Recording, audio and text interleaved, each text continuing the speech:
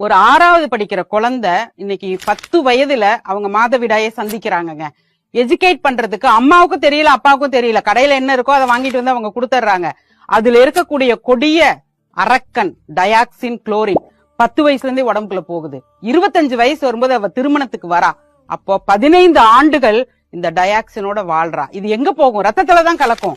இத கேட்டுட்டு இருக்கிறது பெண்கள் மட்டும் அல்ல, ஆண்கள். உங்க பெண்கள் எந்த நாப்கின் பயன்படுத்துறாங்க, அதுல என்ன இன்கிரீடியன்ஸ் இருக்கு, அதனால என்ன தெரியுமா பெரிய பாதிப்பு?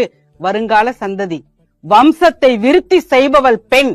செயற்கை கருத்தரிப்பு மையத்துக்கு போய் உங்க வம்சம் விருத்தி அடையணுமா? 2 மனங்கள் இணைந்து அந்த பந்தத்தில் வாழ்ந்து உங்க குழந்தைய நீங்க பெத்தெடுக்க வேண்டுமா?